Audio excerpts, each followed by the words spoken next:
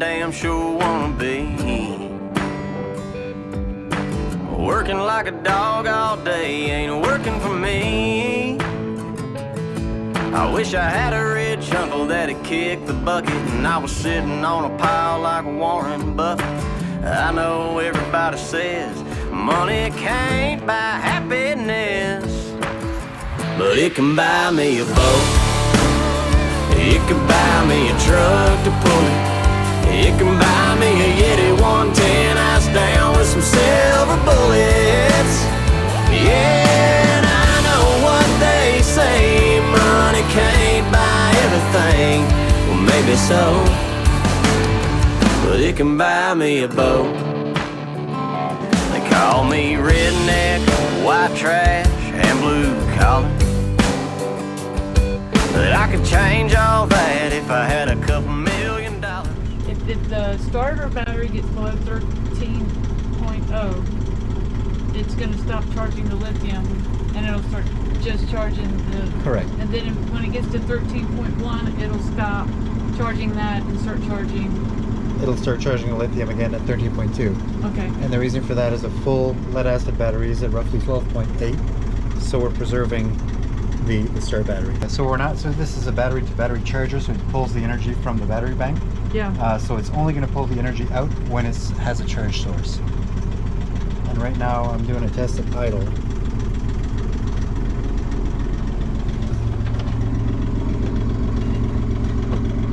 So right now it kicked off the charger because we're at idle and there's not enough energy being produced, so it turns it off.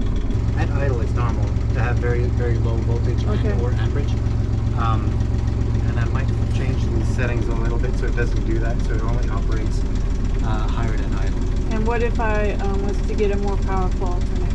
And then I would tweak these settings and I'd probably get you a more powerful B2B.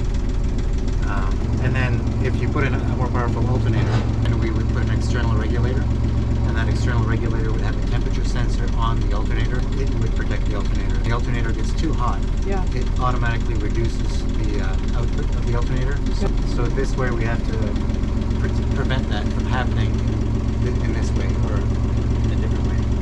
Well, but I've got sufficient power now with even with that alternator, right? Yes. Okay.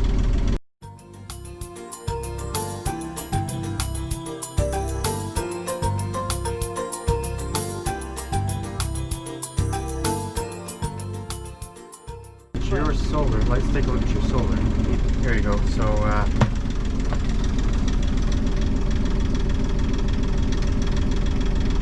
520 watt hours, 470. You should be getting about 1 point something kilowatt per panel per day at this time of year. I can see the starter battery on there too. Not on this one, unfortunately. To see the starter battery, you'd have to go into this one or this one. Number 1 is your starter battery. Okay. Number 1 is the starter battery. Number 2 is the house battery. Correct. Okay. And so each of these, I've got one for each solar panel, correct? And one solar panel for each battery, for each lithium battery? No, or is it into both? No, they're together. And not only that, but they're within a network with each other. So this guy and the 2 solar controllers are in a network together, and they talk to each other to give you the best charge parameters. And so when I pull one up, am I seeing everything? Do I need to pull each one up? Each one up to see. Okay, so this panel is doing 17 watts. Correct. And then it's probably in the shade right now because this panel is doing 15, 14. We'll need to go over the what's what on the panel, you know, like. Yeah. So we can turn off the engine now. I'm happy with the test that I've done. Okay.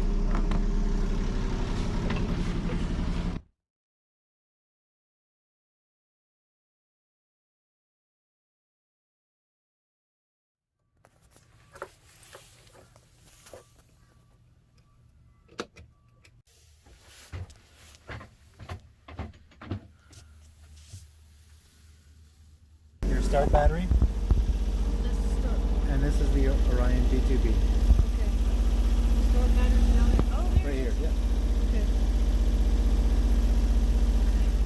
Good to know. So what are you testing? I just want to make sure that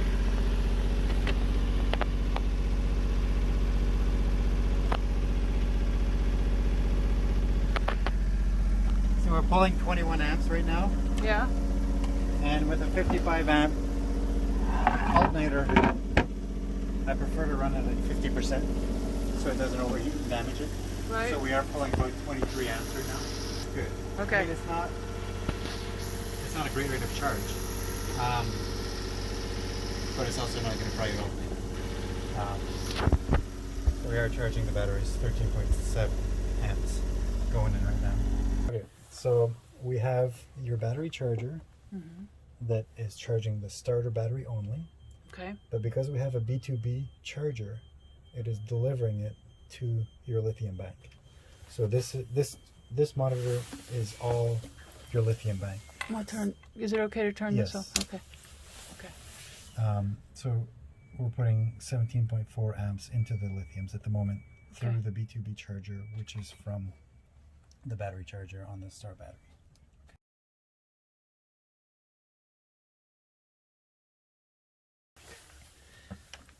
So right now everything on the AC panel is working because we have it on inverter. However, when we're plugged into shore power Yes. and we turn on that switch in there, When we turn that switch on we can right do that there. right now. Yeah. Yeah, you want me to turn it on? Sure. Mhm. Okay. So when we turn this on, okay, it's on. So in a moment you're going to see this revert to, it's going to show mains on and it's going to go into bulk, and it's also going to charge your lithiums. So what was happening is we were running all the AC from the inverter. Well, not all. The ones that we're going to put some labels on: the microwave, the port outlets, and the starboard outlets. So here we go. We switched over, mains on, Okay. and bulk. And now we're putting a lot of power in the batteries Okay. because this is an 80 amp charger, and then we're picking a little bit off of the solar and the B2B as well. Okay, so when I'm not plugged into shore power, there's two things that won't work.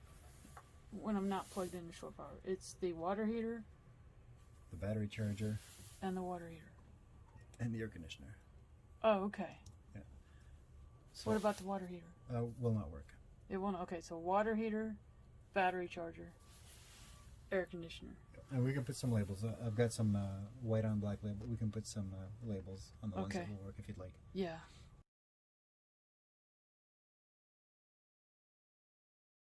You know, when you had me turn everything, had the shore power turned off and the battery charger, and I was in here making coffee and running the microwave and running the little ceramic heater down there, and it was all working. I didn't check to see what the percentage of the batteries was, you know, what it got down to, but Right. what was it when you got here? It's probably 92 or 92, something. yeah.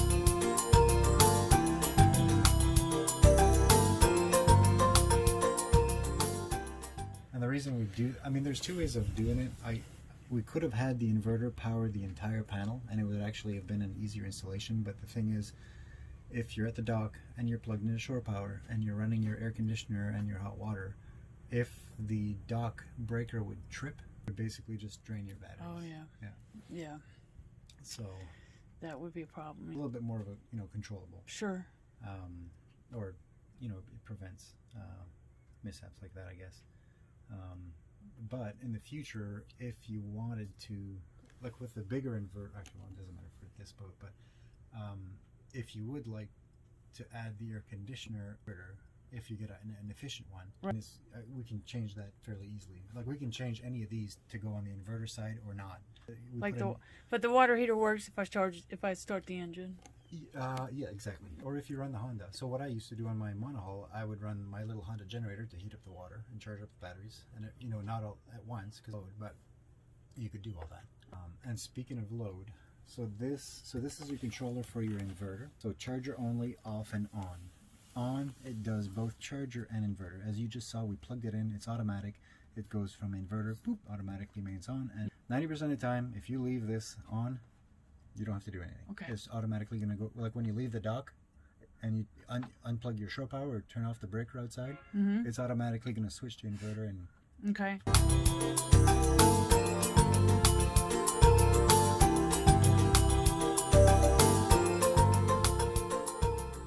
Now, when I do leave the dock, is it best to turn this one off in here or out there? out there. Okay. And then, so this dial right here, so you have a 30 amp shore power inlet. So when we're giving power to the inverter, this From is a shore way, power. from shore power, this is a way of limiting it. And the reason you'd want to limit it is to prevent an overload. So let's say you're running the air conditioner and the hot water heater, and it's drawing, I don't know, 10 amps or something like that, and you don't want to trip your breaker, you can reduce this. Or when you're using your Honda generator, for example, It's a 2200. it's a 2200. Yeah. It's only capable of giving you 18 amps continuous, so you can set this to 18 amps, or actually I would probably set it to like 15. And that, Okay. There must be a formula because I don't know why it's 15. so technically you could run it 18. My personal preference is not running something at like maximum. Oh, okay. I like Okay. to give a little bit of a cushion. So the 18 or the 2200 I will give you 18 amps. Say you go 17 or 16, you'll be able to run The air? not this air. You would need a soft start, And that's what I'm going to get Yeah. next year. next year. So the new air conditioner that you're going to get, yes, absolutely, you'd be able to run Okay. the air, no problem at all. As a matter of fact, you'll be able to run the air off your lithiums on low mode. Yeah, Richard told me about that. right. So like I do it on my boat, like all overnight. Now I have 4 of those batteries, but Wow. depending on how I design the system, it's possible. I'm not going to give you any guarantees, but it's possible that you might be able to do the same, depending on how I can set it up. Just On because- 2 or? Possibly on 2. I'm not going to give you any promises. Okay. And it's great to be able to take the power out, but we need to put it back in. Right. So, I mean, if you run the air overnight on your batteries, you're probably going to have to run your little Honda 2200 to replenish the batteries. And honestly, your little Honda 2200 will give you more power because you'll be able to run this in charger mode and you'll have 80 amps. But basically, with this dial, you'll set a limit for the Honda, Okay. and the inverter will give you all it can give you with that limitation in mind. So it's capable of 80, but let's say at 17, it's only able to give you 75 or something like that. I'm not sure of the exact numbers, and it may actually very well be able to give you 80. But that's the purpose of this dial here.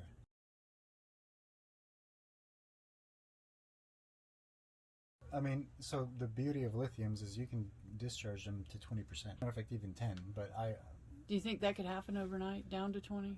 I think you will do it no problem at all. Okay. With all of your instruments running. All right. What should I be watching? I should be watching Well, the app. I could be watching the app and make sure it doesn't get below. yeah. So right now we're at 90. So you had the inverter off for like 3 or 4 hours, something like that, Right. before I got here. Right. Um, Running a bunch of we're running stuff a I bunch of shouldn't have stuff, been. and you're at 94.7%. Okay. And you'll see time remaining. So it's just math. So let's say you're drawing 10 amps. You're pulling 10 amps of power as you're going across, and you have 100 amp hours of energy left. You'll be able to run for 10 hours. Okay. You'll see a time factor. So you'll see like the energy that you have left. Yeah. Actually, let me see. Maybe I can log into your batteries. Oh, do I need to get that app? Yeah, definitely. Oh, So- okay. So we can log into each of your battery individually. And So what's then- something called Lithionics, Lithionics battery app? And then, I mean, you can see the cell volt, each cell voltage on there. Erico is the temperature. Remaining amp hours, we have 300 amp hours. But All right. so, well, right now we're not pulling a load. So Right. the current is 0, so you'd have 12 days. Oh, Solar is we're at 0 basically. okay. But you can see time remaining on here as well with what you're pulling as a load. So you kind of have a backup. And I love the Lithionics with this fact that you can log in and see what's going on. Because sometimes your Victron gauge here, and I'll show you how to do that. It will get out of sync, especially if you're not bringing the batteries up to full charge. So if you're cruising and you're just going up and down, it'll become out of sync. And the reason that is so this is a what's it called, Coulomb counting of amp hours used. Okay. So other battery monitors will use a voltage as kind of a fuel gauge, if you will. Right. Whereas this is more precise. It'll measure the amp hours. But in order for it to measure the amp hours, we need to give it a factor.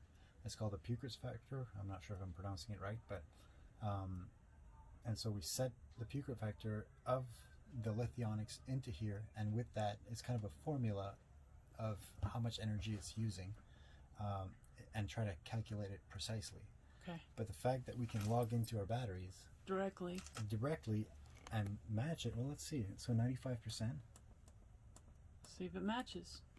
94.8. It's pretty darn close. These will resync when it's 100%, but there's a way of doing it manually into the app, and because we can tell exactly what our battery level is, no, on the Victron app. Okay. So because we know exactly what our batteries levels are at because of the Victron app, we can go adjust this as needed. All right. It doesn't happen very Or often. just Or wait just till look it at that. goes to 100%. Exactly. It'll reset itself. Why were you excited about this system? Well, because of the Lithionics, we were able to pack 630 amp hours in that small compartment over there. let's look at that. So before, what you had here before, I know what you had. You had 3 batteries, amp hours each. One of them was a start battery. Yeah. So, and with lead acid technology or AGMs, you can only use 50% of that. So you used to have 105 amp hours of usable energy in that same space. Now you have 500. Wow. So Okay. So from yeah, I shouldn't have any trouble going across the Gulf. No, no. Okay, so here's what they look like. Sports fans. Let me get a behind you. So this is one. There's one of them, and the other one is over here Okay. underneath. Got it. And this is actually a button to turn the battery off. So you push and hold. Okay. So if you ever have to do any maintenance, and they're great for installers, obviously, because we leave the batteries off until we're ready to energize the system. Okay. So push and hold, you'll hear it click, and the light will be off. So and each battery has its own light. Okay. All right. So, do you want to tell people how much these things cost? I'll leave that up to you. Well, you because somebody might want to contact you. You know, for you can only get so many of these, right? I mean, there's at a time, right? Yeah. So we have to pre-order them because they make them by batch every month. So we pre-order them. Because you said you were getting 5 or 10 or something. Yeah. And I was lucky to get. I got lucky, and I actually got 3 more just last week, as a matter of fact, for another client. So he was super happy. But They're big bucks. They are big bucks. You can message me, DM me if you want to know how much. I'll show you a picture. Actually, let me show you a picture of a competitor. Yes, because if I would have went with a competitor, I could not have fit all of this in here. There's no way. This is the only battery brand that will allow me to put that much power in that little space. Because they're smaller. Correct. Okay. So the one on the right is the one I have, and the one on the left is the competitor. Or one of the competitors. One of the competitors. So yeah, that wouldn't have worked. No, I could have put one in there. So that's 300 amp hours, and yours is 315. Oh. Yeah. Man, we've got more stuff back here. This is my new inverter. Right? Yeah, that's right. And then there's And we have the what goodies do we have down here? wind generator controller, and then 2 MPPTs. next That's to each other. this gray thing is the That's right, the wind generator controller. okay. That we have to program with that long lost power cable. Yeah, so we are waiting for the software because it takes special software because of the lithium batteries, and they have to mail it because there's a dongle with it. It's proprietary. And then the two those are the 2 solar control control boxes. MPPT, yeah. MPPT. So he got all that in there. This right here. Yeah. That's much bigger than my last one. Let's see and if we can get a view of it. They call that one the Multiplus Compact, so it's a lot smaller than the other ones, which we wouldn't have been able to fit. So This battery switch right here is to shut off the DC power to the inverter. Do that, it will no longer be able to produce AC power. If you ever need to do maintenance on the AC side of things, there's a little warning up here that says, warning, there's an inverter in use, disconnect before service, and you can turn that off. So let's say the inverter is on, and let's say you want it to work on a plug. You turn off the shore power, but you forget about the inverter. This is where you would shut it off. But it's converting your DC energy into AC through the inverter, and you're still supplying your plugs. So the two batteries, they each go to a positive and a negative battery bus, 3-position battery bus with equal length battery cable. Okay. So the load is balanced between the two batteries. And then there's a large 4-aught cable that leaves the positive that goes to a Class T fuse. So the entire boat is fused now from the house bank, which it was not before. And why is that beneficial? It's code, so we have to. Yeah. It's kind of important. Yes, yeah. So it's ABYC requirements to have a house bank fused of a certain size, and especially with lithium. Matter of fact, they're supposed to be fused within 7 inches. But it's really hard to meet that requirement. So if they're not, there's a outlet that we can put a cover like that on top of the positive cable. And what is all this stuff back there? Okay, so after the 2 battery bus bars, one goes to the fuse, and after the fuse it goes to your main charging bus here. This is where one of the leads goes to your inverter. Well, this is the fuse for the inverter. The leads from the MPPTs come here. The lead from the 1 generator comes here. There's another lead that goes out to your main breaker for your DC panel. It's basically just a distribution bar that's always on. This is the negative. So the negative bus bar and the positive bus bar. Now where's the NEMA 2000? It's actually in the back there, and there's one attached to your AIS back here as well. Oh, let's show the AIS.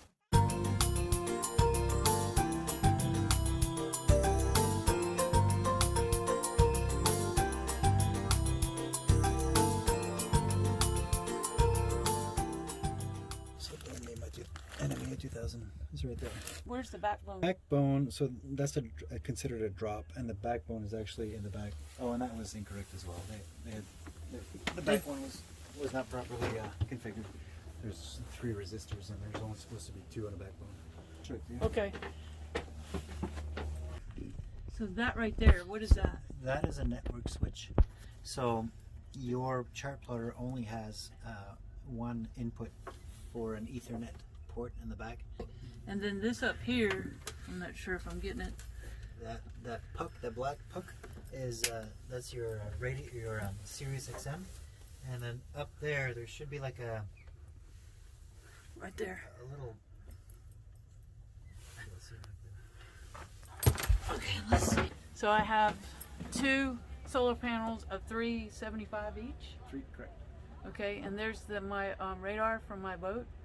That's all going, and then there's the Rutland 1200 that is not operating at this time, but will. Well, we modified your instrument. Oh yeah. So now you can see. The chart plotter was in my way, and so they lowered it and put my chart plotter on there, took the Ray Marine off, and they put these 2 instruments over here. When I sat here, it went across here. That had to go. Put this here, put these 2 down here. This is a autopilot, and this is just a wind instrument. And I'm used to having my autopilot here anyway, so that worked out. And I had last year installed a windlass with a rocker switch at the helm, so I'm very pleased that that's here. I did not have this. I'm happy about that. Does that rocker switch work for the, it did. I tested it out. See, it's working. That's because oftentimes I'm by myself. So I think, is there anything else I need to know, or anything awesome that you want people to know about when they go to do this themselves? This is going to go out on the Island Packet Facebook page, and there you might get some calls, more calls than you want. So, tell them about the Island Packet guy who came by. Oh yeah, so Island Packet, they're looking at putting some lithiums on their boats, this factory, and they're kind of looking into For custom, yeah. people who want it custom. Correct. So, and they are looking at the Lithionics, and they came aboard and checked it out, and they were pretty happy to see what they saw. Do you think you'll be doing that for them? I'd like to. But it can buy me a boat. It can buy me a truck to pull it. It can buy me a Yeti 110 ice down with some silver bullets. Yeah, and I know what they say, money can't buy everything.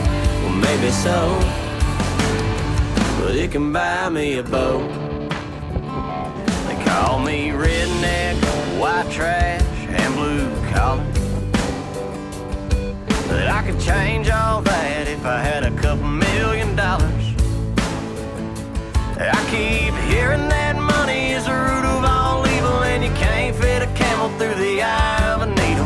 I'm sure that's probably true, but it still sounds pretty cool, 'cause it could buy me a boat. It could buy me a truck to pull it. It can buy me a Yeti 110 ice down with some silver bullets. Yeah, and I know what they say, money can't buy everything.